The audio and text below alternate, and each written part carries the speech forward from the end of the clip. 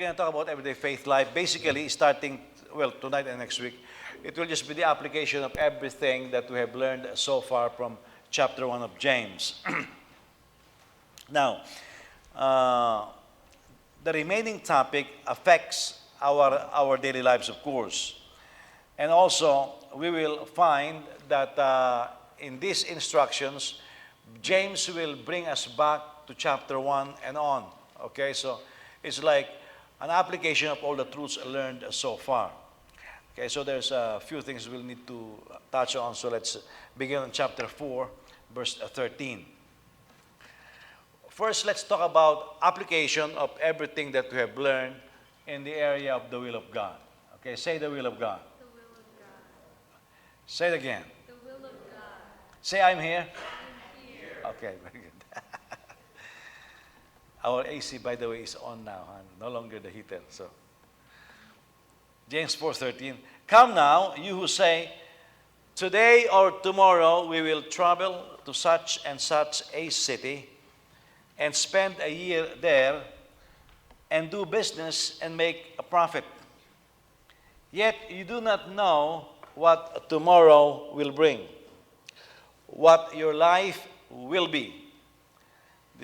These are two things that we don't know. Number one, we don't know what tomorrow will bring. And number two, we don't know what our life will be. But you are like vapor. Now, you are not a vapor, you are like vapor that appears for a little while, then vanishes. Instead, so this is the solution. Instead, you should say, if the Lord wills, we will live and do this or that. But as it is, you boast in your arrogance. All such boasting is evil. So it is sin to know the good and yet not do it. Now that is the context, okay? The context of it is sin to know what is good and don't do it. It is focused on the will of God. We are talking about faith, specifically living by faith. Therefore, that is the context of this short exhortation. Living by faith is living with the right perspective about tomorrow. Okay? How many of you can tell me what will happen tomorrow?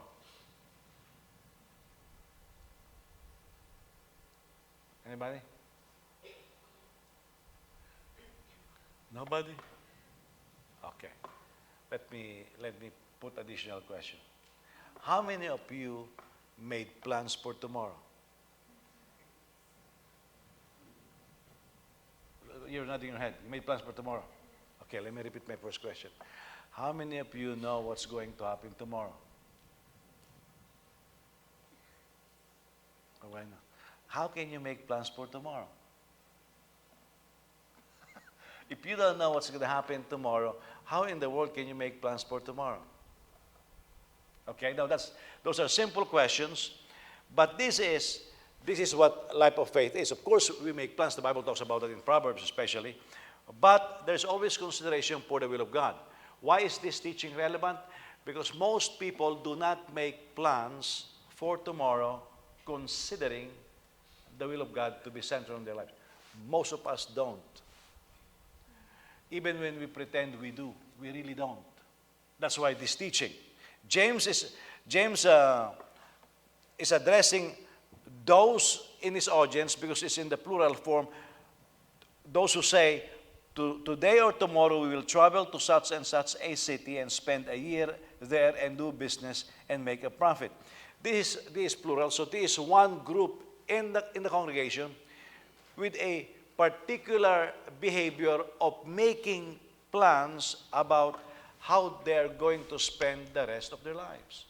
Now, my first question is, do you know what will happen tomorrow? Your almost unanimous answer is, we don't know. And yet, we keep making plans about tomorrow. That's why we even try to make plans for the life of other people for tomorrow. You know, some of us have marvelous plans for tomorrow. I mean, it's so perfect. Tomorrow we will just live in a bliss, you know. When you want food, it's served a la carte or whatever. But this is the foolishness of man. A person who doesn't live by faith make those plans. You are very certain tomorrow this is what I'm gonna do. Okay, I'll have a vacation on this such and such a time period without knowing what's gonna happen tomorrow. Okay. Now there is nothing wrong about making those plans. However, when you make those plans on how you will spend the rest of your life, my goodness, my wife's plan is not only for our lives. She has all the plans made out for our grandchildren.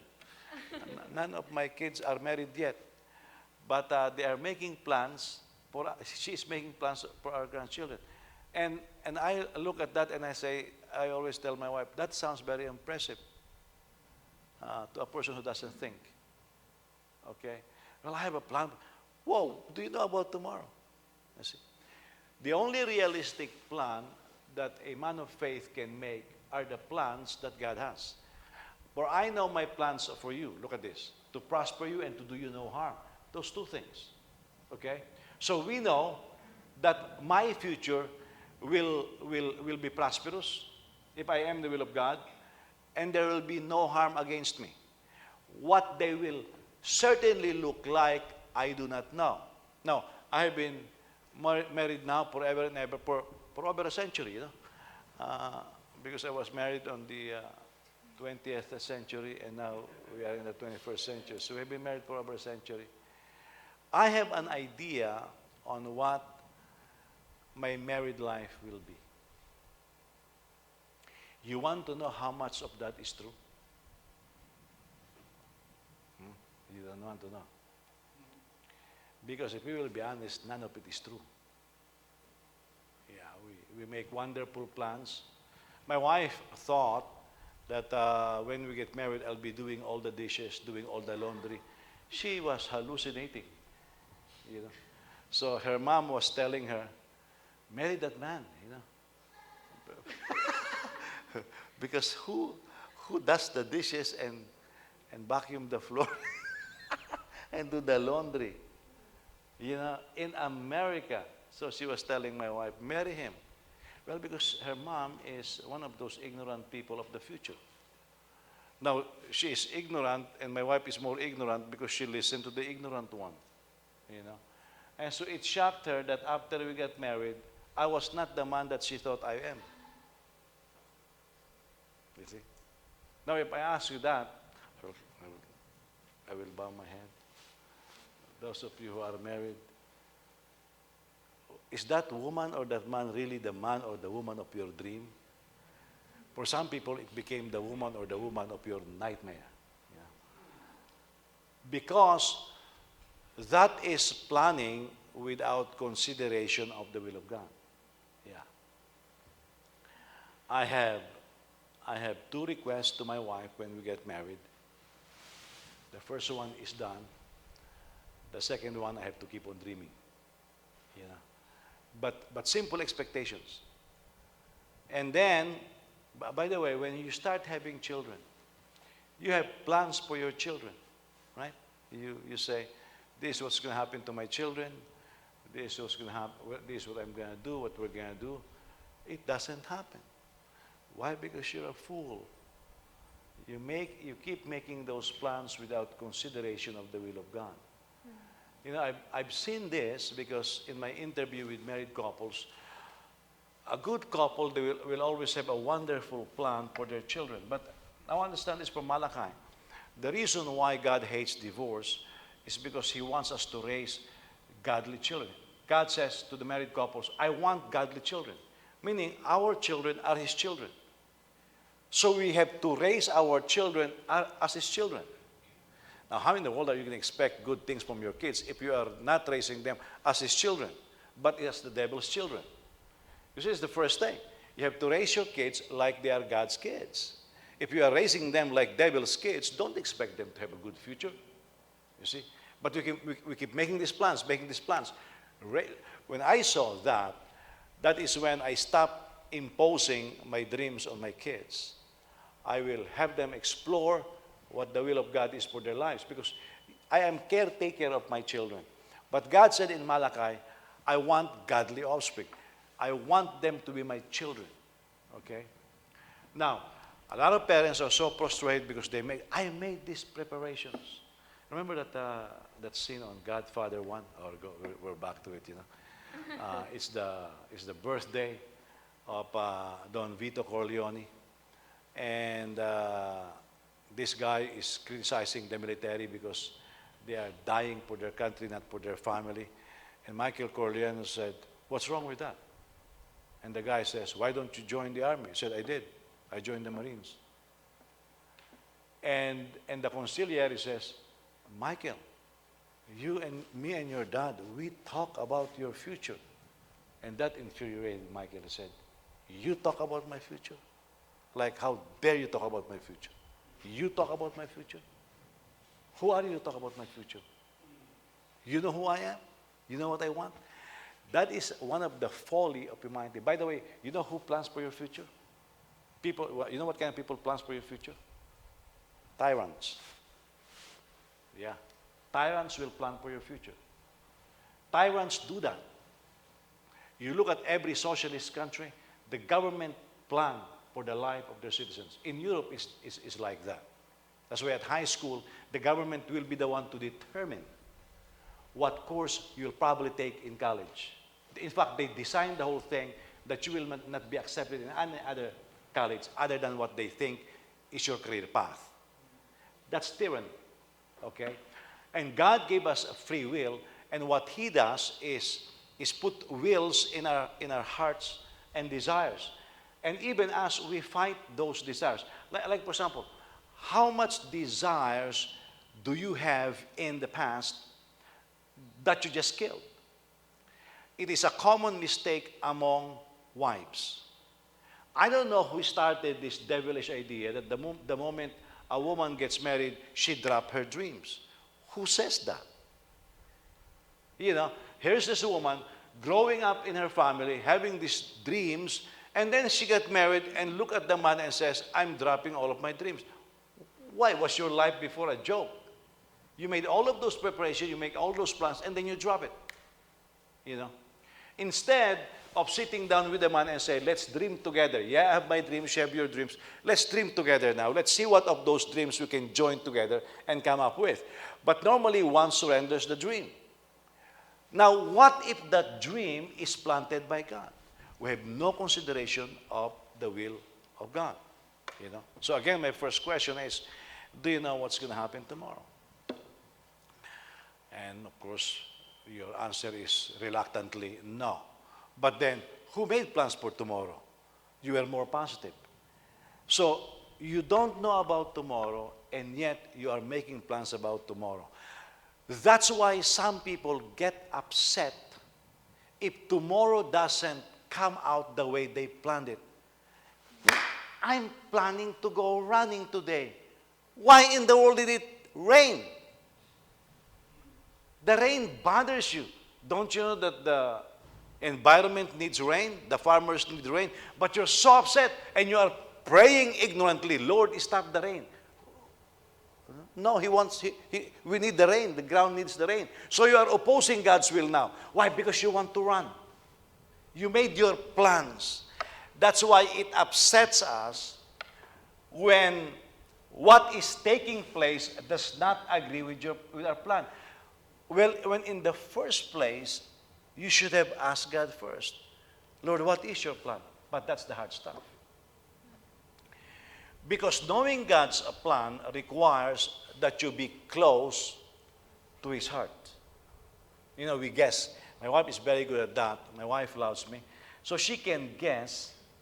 And she has just this bad habit of finishing my sentences.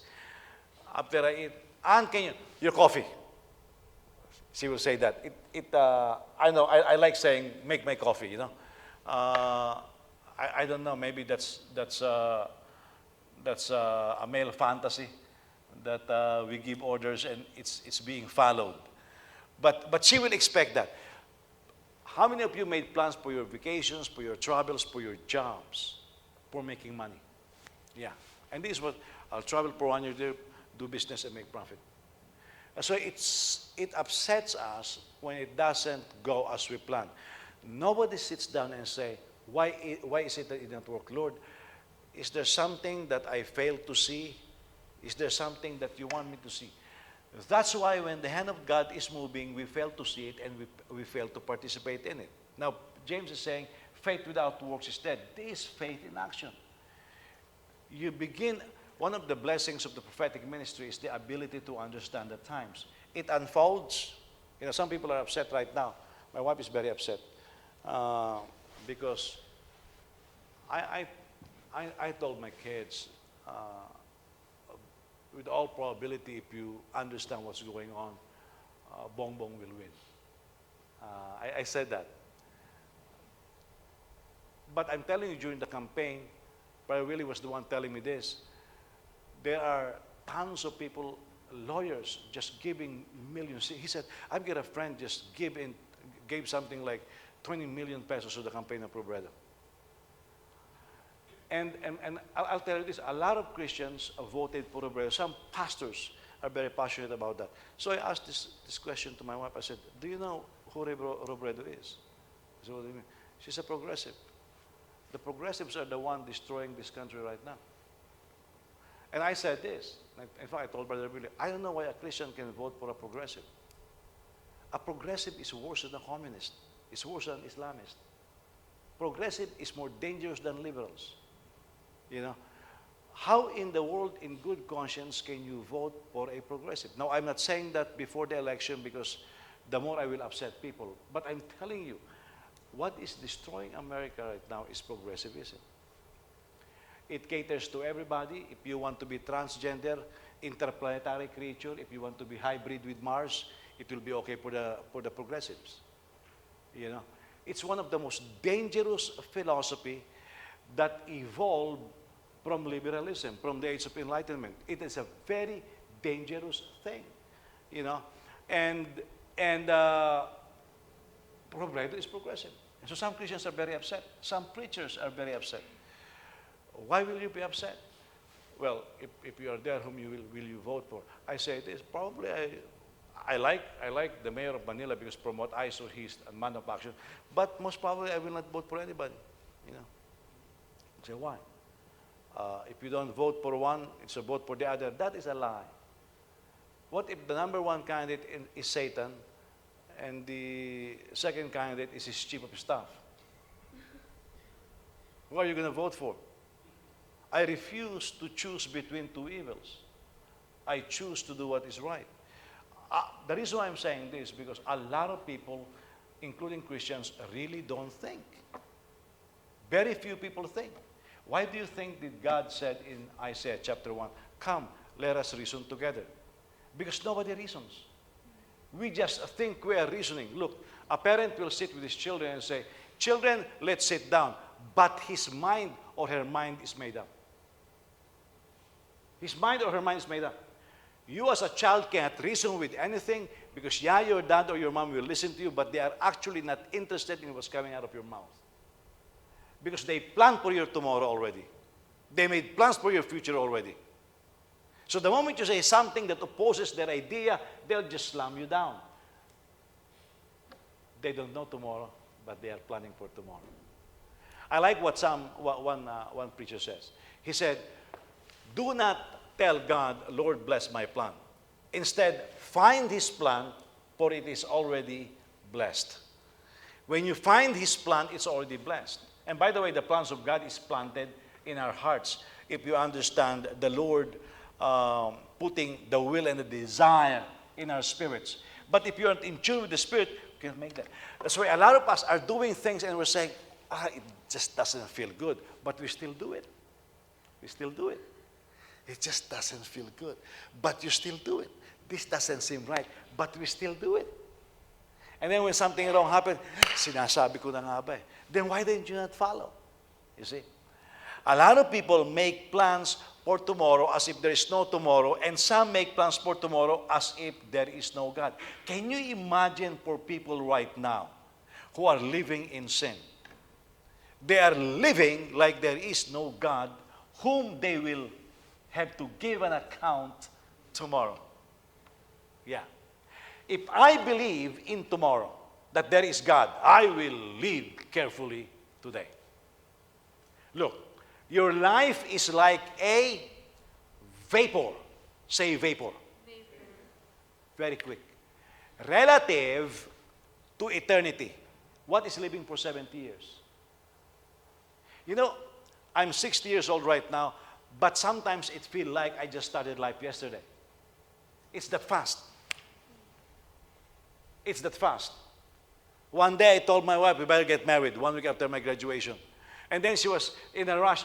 Go to the doctor, sweetheart, go to the, I said, "Why? I'm not pregnant yet. Go to the doctor." Now we've got 5 kids, all grown up. All grown up. You know when that happened? Just yesterday. I made plans for them kids. My goodness, I wanted to teach them Greek at the age of high school. Nobody was interested. I want to play basketball with them. They don't know how to play basketball. I got old. I don't play basketball anymore. I want to pass some of my trades. Not all of them are interested. I've got these plans. You know, I wanted DJ to take a minor in music in college. She disobeyed. I've got my plans. Yeah. I really got my plans. It never happened. I wanted to sell that house in Lansing. My wife has other plans. She is really making preparation where my grandchildren will be living. Yeah. That's how extensive her plans are. Now, you may smile at that, but you have extensive plans also. And you are making those plans while being 100% ignorant of the will of God. You know what the Bible calls that? Huh? No, what did our text say?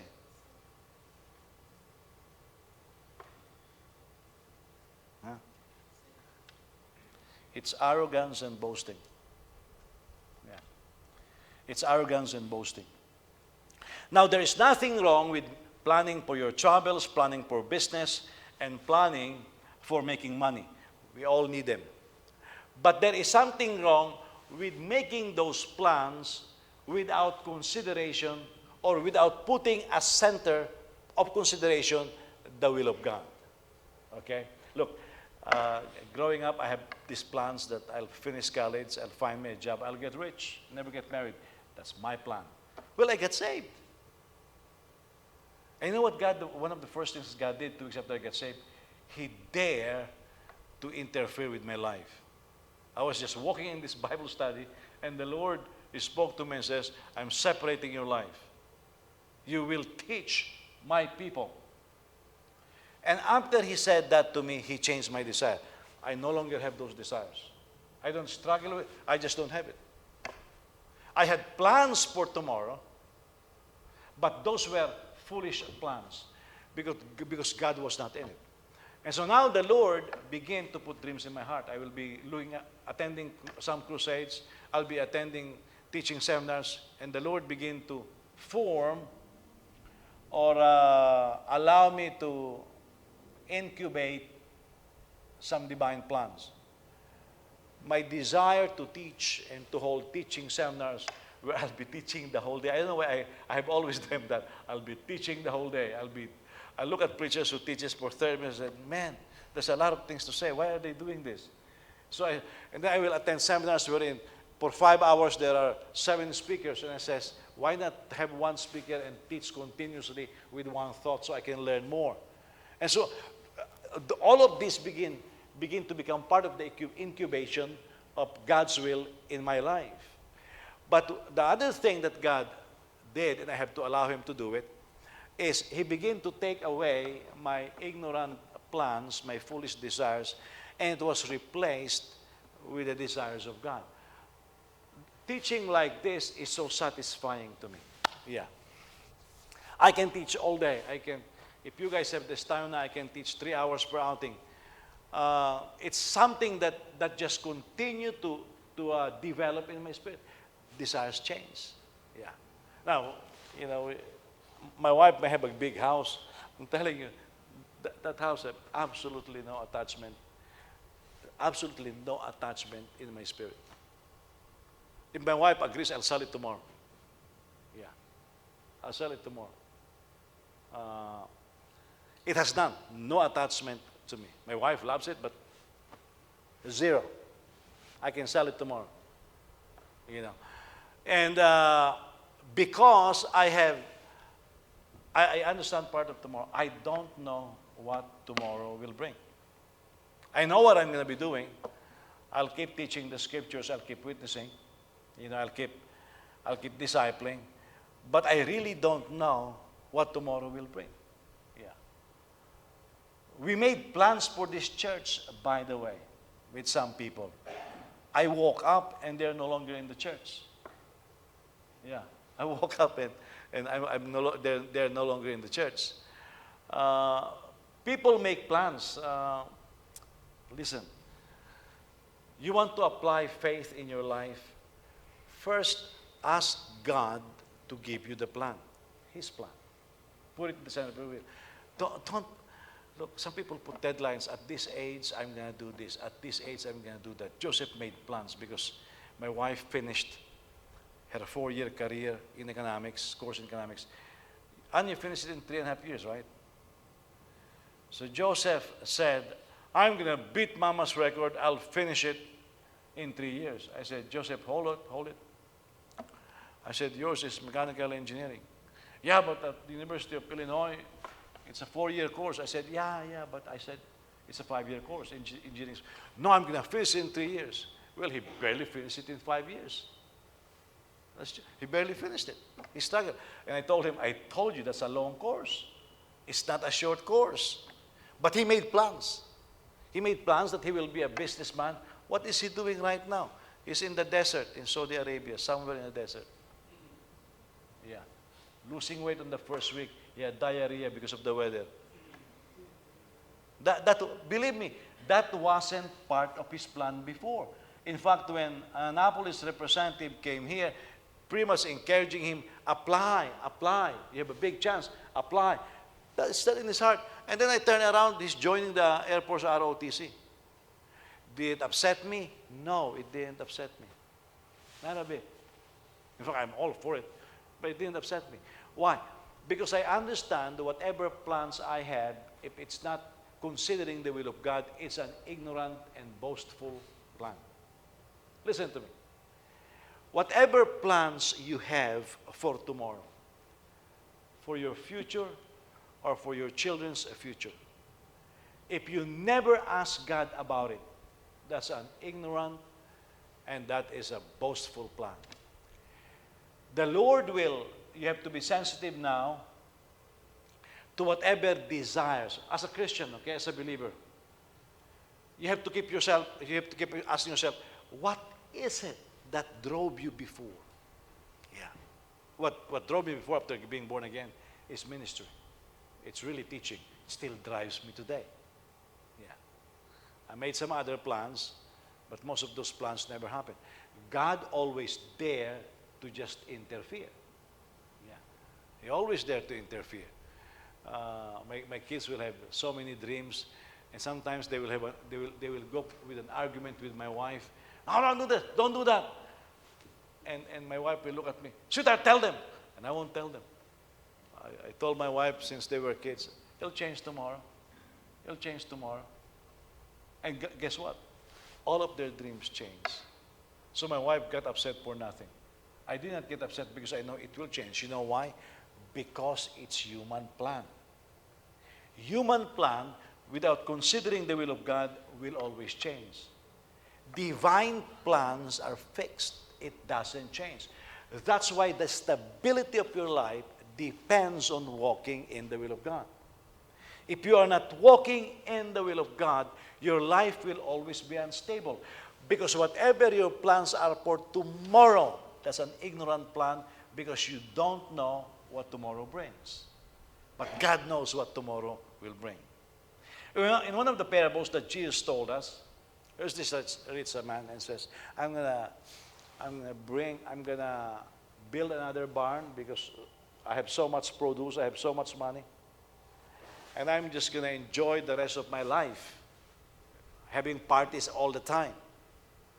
And so he got drunk that night And the Lord spoke to him that night and said, "You fool, tonight I will require of your life." He did not wake up. Yeah, he did not wake up. Now, can you imagine this? Some of us made, oh, by the way, months ago, because of the COVID, months ago, the dollar, especially after Biden sat in office, the dollar started going down.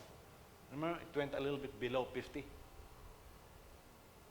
pesos per dollar. Guess what happened now? The first presidents to congratulate Bongbong officially is Xi Jinping of China and Joe Biden of the US. That puts legitimacy in this election. You know what happened to the dollar? It just 1:52 right now. It went up again. You see? Now some people may plans go crazy, but things can change. Now you're crafting your future. You're saying, "I'm going to do this." Don't be so absorbed with it.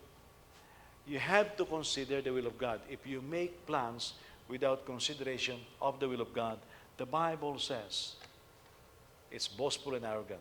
Now, look at this. The punch line here is in verse 17. They actually know what the will of God is. We know that it is good, pleasing, and holy. Those are three main things. Good, pleasing, and holy. Now, this is now the context of this passage. So it is sin to know the good and yet not do it. Do we know the will of God? Yes. The will of God is good, pleasing to Him, and holy. So what are you doing right now? Is it holy? Then it's not, if it's holy, yes, it is holy. It's the will of God. Is it not? I am planning to commit adultery tomorrow. I'm going to date that woman. I'm going to sleep with her. Is that holy? If it's not holy, the answer is it's not the will of God. You see? Well, I plan, you know, when I saw the newsletter of Franklin Graham helping Ukrainians, I immediately said, I'm going to send a few thousand to help the Ukrainian Christians. Now, is there something wrong with that? No. It is good. It's the will of God. Now, I know Operations Blessing is doing the same thing, so I'm going to send mine to Operations Blessings. It is the will of God. Why? It is good. It is holy. It is pleasing. I don't wander left and right. Three test, holy, good, pleasing. You know how ignorant we choose to be? Because we're about to do something and say, it's not that good, and yet we proceed. Well, the will of God is holy, good, and pleasing. Now, when you know what is the will of God and you don't do it, that's a sin. What is a sin? Here it is going beyond the boundaries. Meaning, the Lord has given us a boundary of His will. Okay? It's like when people ask me, whom shall I marry? A specific person. No, I said, don't look for that. God gave us qualifications. If you find somebody within that qualification limits, that's part of the will of God. I mean, Henry Friesen wrote a book, Decision Making in the Will of God. Sometimes we look for too much nuances that it's no longer good. You see, it's no longer good. My wife asked me when I was beginning to date her, did God speak to you? No. However, she is hardworking, she loves God. Boy, she's a tither. Her dad got upset with her because of, I don't want to marry somebody who will steal from God. Because if you can steal from God, you can steal from me. My logic is actually very simple. If you can steal from God, you can steal from me. But by the way, we have one account because my wife doesn't steal from me. You know why? She doesn't steal from God. If you can steal from God, you can steal from me. Yeah. I have jokes about I don't know how much money I have. Well, that's not actually a joke. I don't know how much money we have. However, I know this. My wife will not steal from me. Why? she doesn't steal from God. Is it good? Of course it's good. I don't worry about this every month. Did my wife got to check for the tithe? I don't worry about those things. We're way past that. Okay? If she suggests to me certain things, you know, she said, I'm very happy just supporting you in the ministry. I never asked for that. Yeah, I asked God for a strong woman who doesn't need me. And yet here she is. Her desires evolved, and I just allowed the Lord to work in her life. When we first got married, she doesn't even want me to, when I'm speaking in a church, she doesn't even want me to say, my wife will greet you. Pastors will tell her, Pastora, they'll call her Pastora, would you please greet the congregation, you're the pastor's wife. She hates it. You know. No, I never force her, but God started creating desire in her heart to teach and teach and teach and teach, and now she missed teaching. Yeah. You see, I never struggle those things. Because when somebody is in the center of God's will, all of that will be taken care of. Now, when you know the will of God, holy, good, and pleasing, and you go against it, you make plans. That's a sin. Okay, let's make it more practical. You're going to date somebody who doesn't love God, who wants to sleep with you every time he sees you or she sees you. Is it holy? No. Is it pleasing? No. Is it good? No. What in the world are you doing dating them? That in itself is a sin. Because when you know what is good and you don't do it, that's a sin. Now that's making it more practical now. This is the simplicity of God's will. And now we try to look spiritual. Oh, Pastor, I'm saying God's will. No, you're not. The will of God is right in front of your eyes. You are not seeking it. You're avoiding it. There's a big difference between seeking it and avoiding it. A lot of people are actually avoiding it because you know what is holy, you know what is pleasing, you know what is good. It's in the scriptures. When you avoid it, then you are not seeking it. You're avoiding it. You see, as simple as that. That's the practical application of the faith teaching of James in the matter of the will of God. Now let's proceed. Verse 1 of chapter 5. We're done with chapter 4. Now we're in the last chapter, okay? I want to finish this next week, so you fill in the blanks, okay? Chapter 5, verse 1. Come now, you rich people. We went back to the rich teaching in chapter 1, chapter 2. Weep and wail over the miseries that are coming on you. Look at this. Miseries are coming on the rich of folks. Your wealth, look at this, has rotted, and your clothes are moth-eaten. Where did you first see this language? Your wealth has rotted, and your clothes are moth-eaten. Where did you first see that language? What is the teaching of Jesus?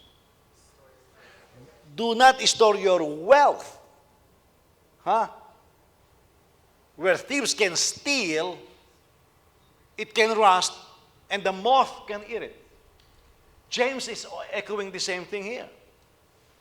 Your gold and silver are corroded. Now, isn't that amazing? Today, what is it that they say your best investment will be on? Gold.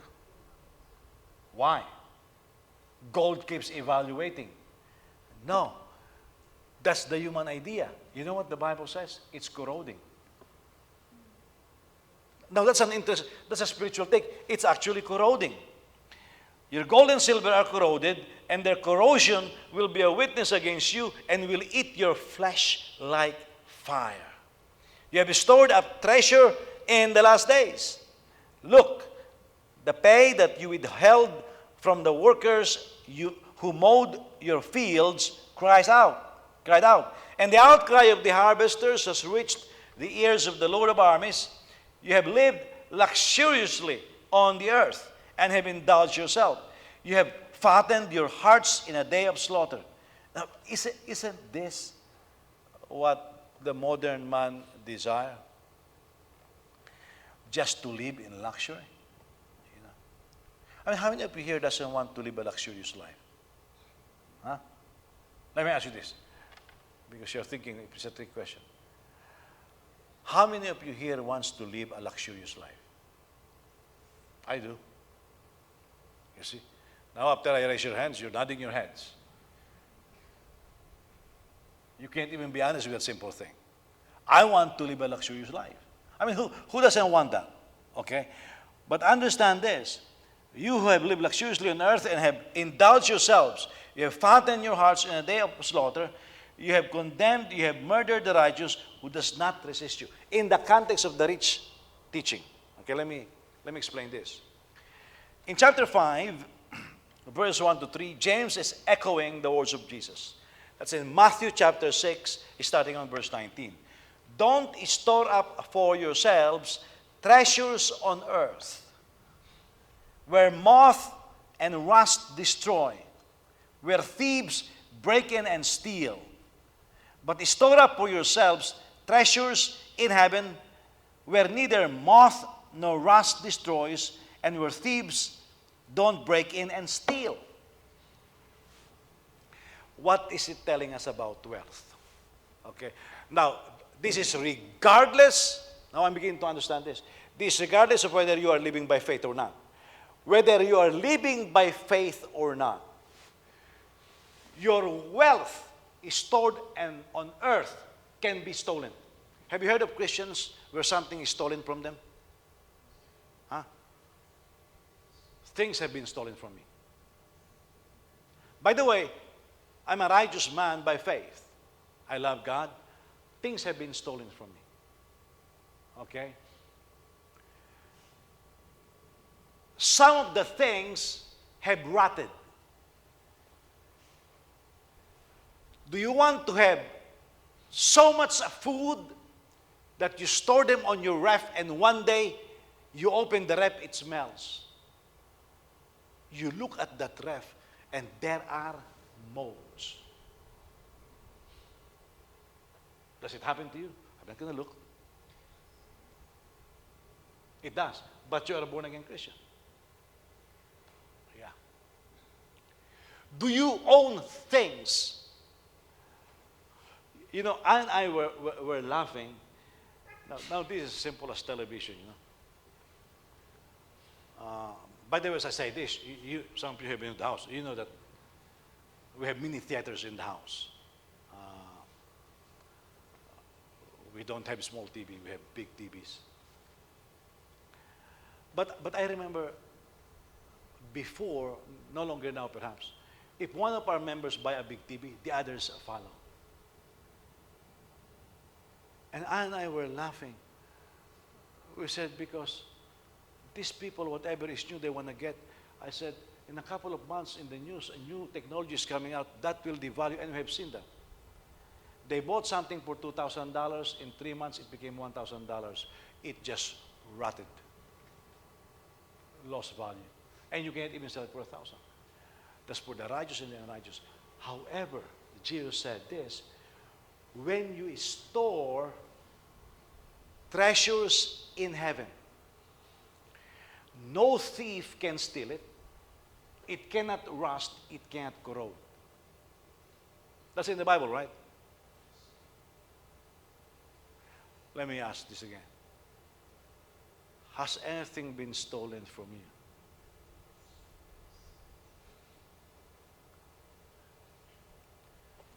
How come it's been stolen from us?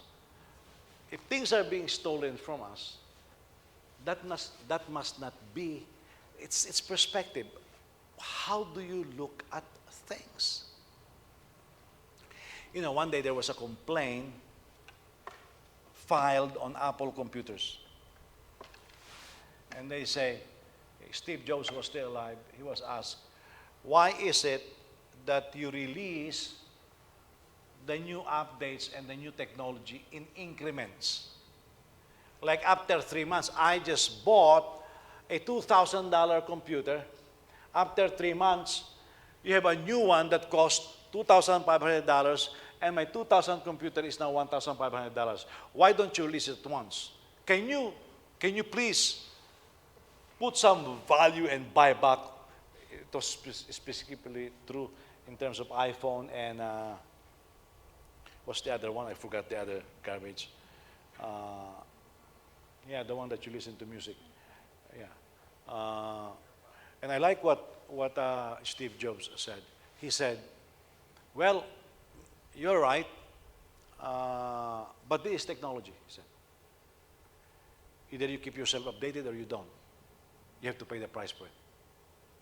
You want to have the latest one, you have to pay the price for it. But in consideration for your complaints, I'm going to buy back with a devalued value on your gadgets. And by the way, when you sell it back, you lose money also. That's the price of technology. That's this world. The world is rotting. Everything in this world is rotting. You know, when we first made this, how do you call these covers?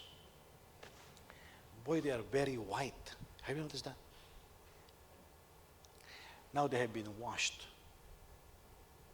Hindi na puti, putim na. Have you noticed, guys? It did not return to whiteness that it has before. You know why? It's rotting. Everything in this world is rotting.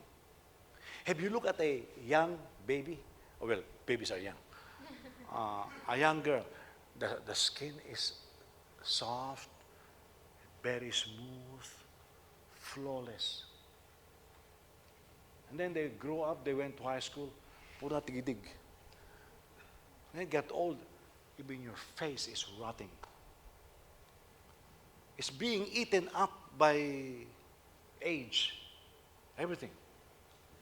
Everything about this world. Now, I'll show you something here. These are the words of Jesus. And this is what we are seeing exactly every day on earth. So as this assault on their wealth takes place, what they are seeing, according to what we read, is it's a witness against them. You put your trust in this. You choose to store it on earth.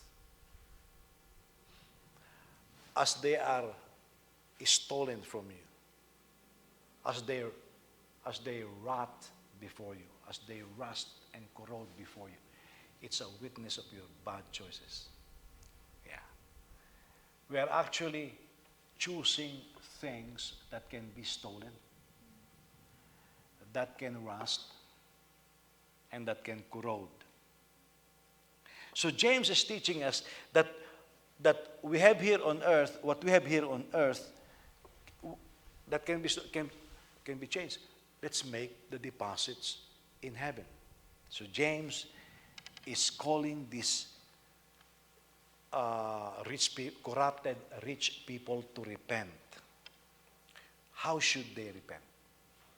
Number one, James said this: do not withhold your workers' wages, especially those who are in the household of faith. There is a couple, I think they're in jail now, nursing home business.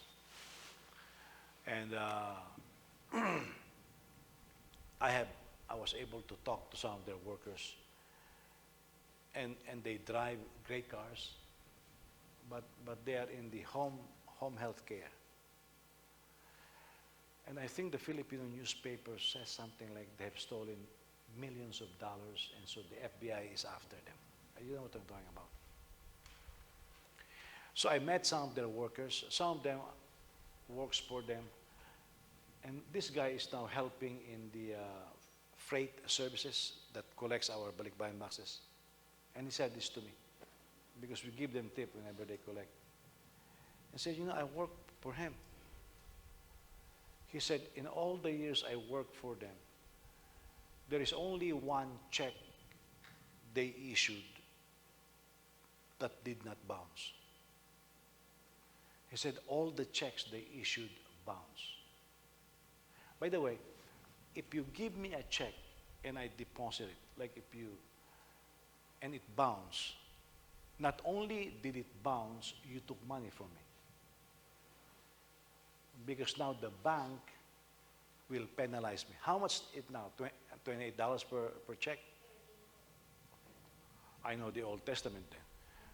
So 39, can you imagine you issue a $25 check and it bounced and I have to pay $39. It's being stolen from me. And he told me, he said, all the checks he gave me bounced. This couple is just stealing from me all the time. I think they're in jail right now. Because if you have workers, the Bible says, do not withhold their wages. If you are living by faith and you are an employer, you don't withhold the wages. Yeah. You know why employers withhold the wages? And this is a bad drama. Can I delay your wage? I just need to pay some bills so I can continue my business. What about my bills? I rendered you my services already. What about my bills? It becomes unrighteous. It's no longer good. Therefore, it's a sin. You are not doing the will of God. What the will of God is, pay them on time. Do not use your wealth to take advantage of the righteous ones. Meaning, do not use the faith of the righteous against them to take advantage of them. Yeah, I know I owe you some money, but can you please, brother, sister, pardon me now because I'm short. What about him? Are you not considering that they can be short of funds too? You see, living by faith means you don't take advantage of my faith. And I should never take advantage of your faith. I don't use the name of the Lord to be able to manipulate your emotion so you can give, even against your will. I told you about the associate pastor in our church in the Votas. Her compadre called, Comadre, your inanak is sick. Can you please, I can bring her to the doctor. Can you please loan me some money so I can bring her to the doctor? She said, sure, I will go. I will get some money. So she had some money. But then before going home, she went to this minister's meeting where the superintendent of the Assemblies of God is raising money for missions. And the general superintendent said, okay, those who are willing to give to the Lord, I will stand there, and I know the guy. He was a friend of mine. He's dead now. He stood up and said, I will close my eyes. And he went like this. And he asked the other ministers to put money in his hand. I'm telling you, the technique of some of these ministers is embarrassing. It's a big like that. And so they put money. And our associate pastor put money. And then she got scared. Because her money is allocated for the medicine of her inaanak. She got scared. She said, what if the superintendent opened his eyes? And he opens his eyes when I'm giving the money, and he saw how little it is. So he decided to take the money for the medicine of her inaanak and put it in the offering, just because she's scared that the superintendent will open her eyes. So she went home, and the compadre called, Comadre, can I have the money now because your inanak is really sick? And she said, oh, I'm sorry, the bank closed. She lied. And she felt so convicted. And she said, she was preaching to us. She said, I asked for an apology later. She said, that is what pride does. She gave, but she did not do what is good. You know, best way to illustrate, can you please forgive me for not paying you anyway? We are brothers in Christ. Listen to me. This is wrong. This is true concerning debts and obligations. Do not take advantage of my faith. You are not living by faith that way. Yeah. This is James. Yeah. You see how practical James is? Let me just point this out. The church is largely guilty of this in terms of ministering the word of the Lord. A lot of churches don't pay their mortgage, their utilities, because they have other expenses and they're doing it by faith. It's allocated, but they decide to give it to this. No, you better be faithful because churches have bad reputations on banks. Yeah. That's why we always try to pay on time. Because what kind of testimony are we showing to the world if we are not paying our mortgage, if we are not true to our obligations? Okay? So remember this. This is practical Christianity. This is how we put it in action. Now listen to this. How come the wife of Job was the one that is visibly shattered, not Job?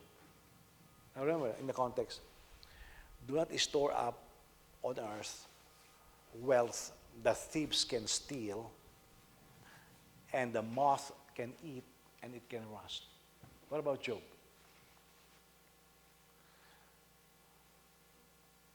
Were the thieves able to destroy it? Were they really able to steal it? I'll tell you the answer. Bible says it can't be stolen if you store it in heaven. It wasn't. It looks like it was stolen. It wasn't. Why? Job, if you read the book of Job, he helps the poor, he helps the orphans, he helps friends start their business, okay? He helps everybody. He's doing the righteous things. That is how he stores his wealth in heaven. Therefore, it's secure. It's not affected by the evil of this world. If you are doing your divine obligations, you are storing your wealth in heaven. It cannot, look, my wealth, the economy of the U.S. cannot touch it. So the thieves, sent by the devil, decided to ransack his house, kill his children, kill everybody, save one. So the devil thought, I won. Oh, but he made a mistake. The wife of Job looked at Job and says, curse God and die. He said, you wicked woman, you are so stupid. That's literally what it is. You know why? Job cannot verbalize it because he's not as well knowledgeable as we are in terms of the scriptures. But Job has stored his wealth in heaven. It cannot be stolen. So God looked down and said, look at my son. Nobody like him. The devil thought they had stolen something. But God has a promise. You touch and steal what belongs to Job. The list is twofold. Therefore, the devil watched as the wealth of Job doubled. Was something really stolen from him? No. Look, if I'm faithful to God, if I'm storing things in heaven, it may look like you're taking advantage of me. Oh, but no. I have stored it in heaven. God will make sure nothing is taken from me. The devil stole from my wife. That's over 200,000 pesos, right? Lifetime savings. She sued Queensland Futures, won. We never get anything back. You know, it's very difficult to win a case in the Philippines and then get the money. Never get anything back. I told my wife, don't worry about it. The Lord will make sure that everything. Now, everything that the Lord gave us, now we are laughing. Because the devil thought she had stolen from my wife. My wife has been storing her wealth in heaven. It's safe. It's safe. Therefore, I can deposit it in heaven. I can have the withdrawal on earth. But my capital remains in heaven because it's deposited by faith. Whenever I do the will of God, I am depositing in heaven. If I help the poor, I'm depositing in heaven. If I pay my tithes, I'm depositing in heaven. If I do good, if I do what is pleasing, I'm depositing in heaven. That is secure. That is not going to be touched by the economy of this world. That's living by faith. Now, we plan for tomorrow. Well, if I do this, I'm going to have no money for tomorrow. Oh, let me go back to my original question. Do you know what's going to happen tomorrow? You don't. If you don't know what's going to happen tomorrow, why are you making plans as if you know what tomorrow is. So now, therefore, the best way to plan is to plan according to the will of God. I will continue to be faithful. I will continue to do what is good, what is holy, what is pleasing to God. That secures my tomorrow. I will not know the surprises of tomorrow. Look, when I make plans to come here, I have a promise from somebody that I will have a job in Virginia Beach. I landed in Hawaii, and my wife told me, you have no job. The person backed off. I don't know that. Enough to discourage anybody to death. No, I wasn't. I have a few $1,000s. My friend in Hawaii says, stay in Hawaii. I said, no. In my heart, it's Virginia Beach. So I went there. Everything is secure. Now, I don't have all the cash at the same time, at one time. Oh, but the Lord paid for everything. Because my treasures are up in heaven. That's why I hope you understand this. That house that you see we have, the houses that we have, it has no attachment to me. I can sell it tomorrow. It will break the heart of my wife, but I can sell it tomorrow. It has no attachment. Yeah. I have no problem throwing garbage. I have no attachment to it. You've got to live like that. That's why some people can't give, because you're so attached to it. You know, we have a worker helping me out in the house, and if I have extra tools that she needs, you want this? And he looked at me and says, you're really giving this to me? Yeah, I have more than enough. And I have given him a lot. And he was so surprised. Why are you giving me these things? I said, I don't need them. I have extra. And guess what? As I do that, then my wife found some freebies, free stuff that are more beautiful. You know why? You can't take anything from me. My wealth is stored in heaven. And I'm withdrawing them on earth. You see? And that is what living by faith is. You live like that. Your tomorrow is secured. But you ignore that. Thieves will steal if you have nothing to withdraw. This is the nature of this world. This world is the world of thieves, rusting, corroding. This is the world that we're living in right now, and we're affected by that. By the way, have you ever gone outside in the sun? What happens when you go back inside? You smell. That's corrosion, okay? That's degenerate. You smell. You just came from the bathroom. You smell good. After you go out, you come back. You smell. It's corrosion. It's decay. You smell. Everything about this world, that's why it will be renewed. That's why you don't store it here on earth. Okay, you accumulate $1 billion. I've been watching Elon Musk lately, and I can't help but think, you fool, you are over $200 billion worth. And then he was testifying that to prevent Tesla from bankruptcy, he literally lived in Tesla factory for 3 years. I was telling my wife, you know the amount of stress that guy went through? It makes anybody that guy is sick, he may not know it, that guy is sick. Because you cannot go through 3 years of continuous stress and not be sick. It will affect you physically.